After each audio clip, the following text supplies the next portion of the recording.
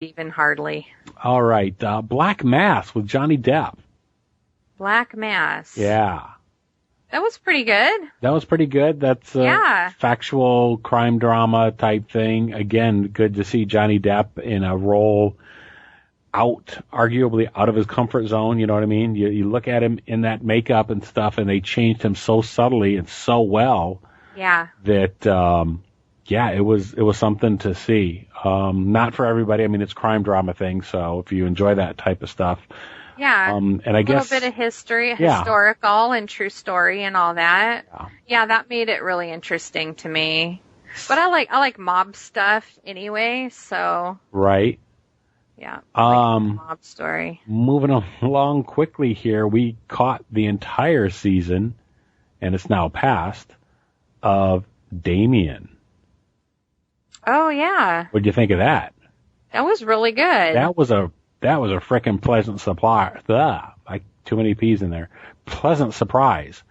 Yeah. I mean, I didn't know what to expect, but them tying it back to the original film and stuff, I really enjoyed that. Oh yeah, they did a great job with that. I had a whole thing that I wanted to talk about here about they had easy built-in stuff by it being a religious focused thing. Not that it was focused on religion, but you have a certain element built into the story saying this is potentially the Antichrist and so on, and whether persons are deeply religious or not, they can still enjoy the story. Right. That makes sense? I don't know. I'm going off on a tangent there. But yeah, this was really good and worth seeing. So if you've got any way of checking that out and you missed it for any reason, definitely go back and check out A&E's Damien. Well, yes, because it's coming back. It is coming back, yeah. But it's supposed to be. So, yeah, if you're at all interested, yeah, I would really recommend it. Yeah. Talking on catching up on things that all at once, just gobbling them up. Once Upon a Time.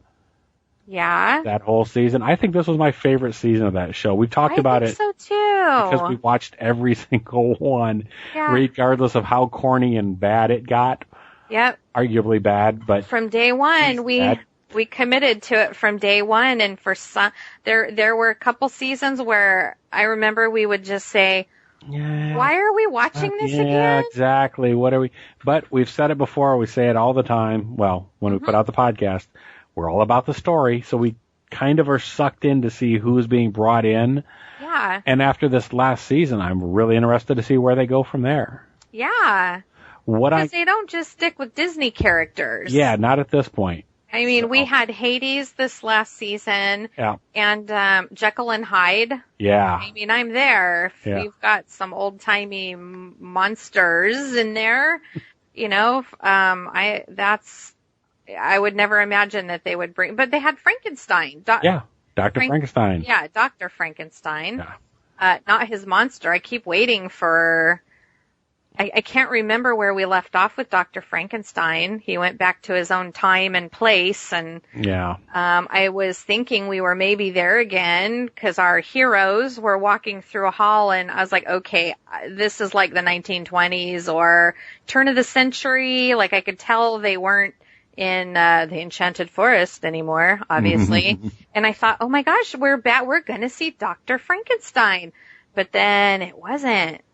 Yeah, it was Jekyll and Hyde, and I thought that was really fun. Something that we tried and just, it wasn't for me. I don't know how you felt about it. I kind of got the feeling you might have maybe stuck with it a little bit more. Houdini and Doyle. Oh, I don't know. Yeah. I very easily let go of it. So. This is true. For me, and this was one of the times that I couldn't just give up and let go. And just go with it. I know, or have read, not that I know anything, I've read too much about Houdini and Doyle both. Yeah. To be able to sit back and just check my brain at the door and just enjoy this TV show with the two of them interacting as a turn of the century X-Files or whatever the case may be. Yeah, that's what they're calling it. And I think I would love the concept or whatever, but yeah, those two characters, like I said, knowing what I know about their lives and stuff and how they interacted with each other. Like in real life. Historically, yeah, I mean, what's laid down, I couldn't get behind that one. Yeah. Well, most people don't know about that. Yeah. Their history. Their actual history, and where their paths crossed, and the whole thing with the spiritualism and stuff. I talked about that. There's a problem with knowing too much, you see? Exactly. If you get educated, you can't enjoy stupid things. Sometimes, anyhow. Speaking of not necessarily enjoying things, this first half of Fear the Walking Dead. Oh, jeez. Yeah. You said first half. I think that was it. Well, this season of it then. I'm always confused. And you know what? I don't care enough to look it up, so I don't know. Okay, so I just can't. I've given it a chance. I mean, we're going to continue watching it. Yeah, I'm going to drag you kicking and screaming to do it, but you could probably let that one go. Yes, no, maybe? Well, see, I feel obligated to watch it because I keep thinking I don't know if it's ever going to tie in anywhere else with Walking Dead. I had heard that it was. There's all kinds of cool theories online. Yeah. I guess it could happen. Yeah. But it does suck when you have a show that you love and they do a crossover or something with another show that you don't watch, and then when it comes around to your show, you feel like you missed something. Like, I don't want that to happen, right. if that made sense. I think it does. But, so you were again meh for this season. I don't like the show. Don't like the show. Okay, well. It's just really missing something for me. Okay.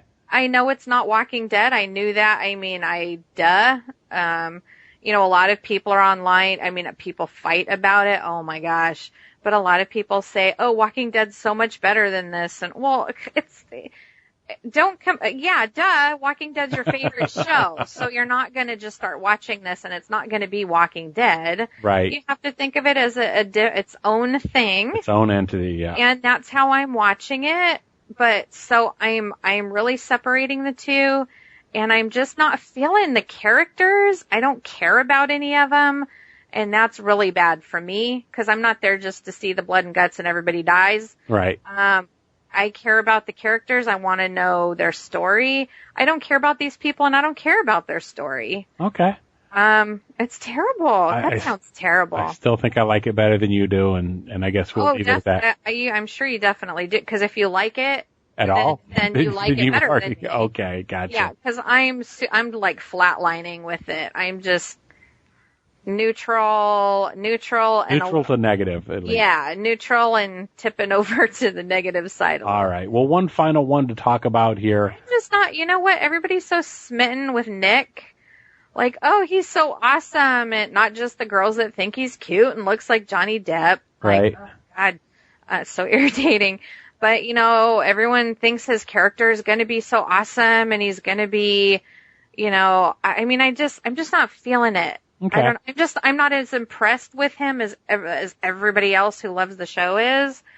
Like, he's everybody's favorite character, and if I could, fall in love with him like everybody else did, maybe I would enjoy the show more. Okay. You gotta have at least one person to root for and to attach yourself to. Mm-hmm. Rick Grimes. And it's just not happening in this show. Okay. I liked the lady who freaking got bit and was going to turn into a zombie and had to be killed. Okay. Well, I liked her character. She was the only one I found halfway likable, and they cut her loose already, so. Okay. I'll keep watching. So, last thing to talk about here at this point, we bought a zoo. We bought a zoo. What do you think about that one? It was definitely a cute family movie. It felt like something was missing, and I'm not saying that just because you read the book and you told me some things about it where they deviated. Well, it's missing everything. And that was the reason I put it on Netflix was because, because I'm actually still reading the book. Okay. It's the kind of book where it's almost like a diary of this man's experience as he's trying to get this zoo up and running and all of the trials that he runs into. It's kind of written in the way of All Creatures Great and Small or something. Okay. like kind of just a day in the life kind of thing.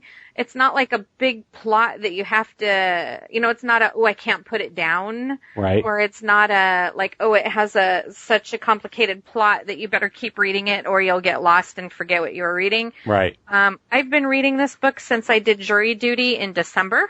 Okay. Around the holidays. I bought it on my Kindle one day because it was just a couple bucks. And so I started reading it around that time, and I still when I just want to read a little bit for a few minutes or whatever, I pick that up. And so I thought, how in the world did they make this into a movie?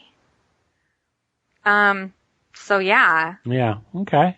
They made it into a movie, and fans of the book really hate the movie. Well, we've been over that a couple of times this episode, so yeah. That's how that goes. Let's finish up then with a Crawling Chaos.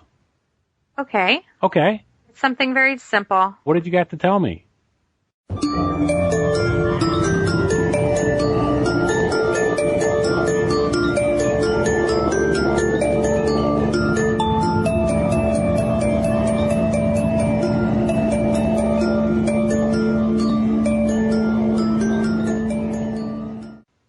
Are you going to play the Crawling Chaos music? I just did. Oh, cool. I just wanted to share a video. A video? Okay. So this will be in our links on the Podomatic page? Yeah, it'll be in the show notes. Okay. All it is 12 unusual underwater discoveries. And it's not like, they're all, I was going to say they're not like weird, supernatural, crazy things or scary. Some of them are kind of eerie or scary, but they're like man-made things, most of them, just things that have been lost at sea and rediscovered later. There's some other kind of fun things in there. That sounds kind of cool. Yeah, there's a few things in there that kind of make you scratch your head and go, I don't know exactly if they know what that is or not. Okay. But yeah, I just thought it was kind of fun. It's not even 10 minutes long. It's 9 minutes and something.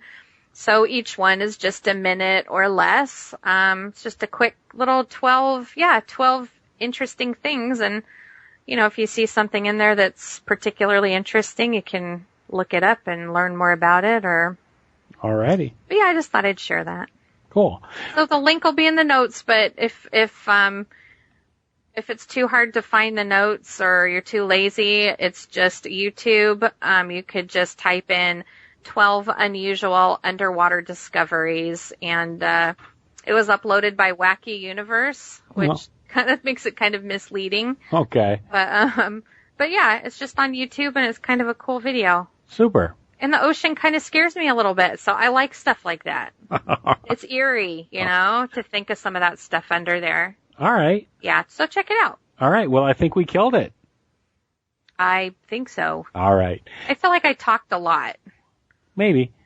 As always, you can get in contact with us by emailing me directly at madsaxon, MADSAXXON @yahoo.com. Look us up on Facebook, or just put in VICIS INTERIMO, Vicis Interimo. Or you can just friend me, S. Michael Jones, on Facebook. In the meantime, look for us on Stitcher, Podomatic, iTunes, just about anywhere. Check it out. Check it out.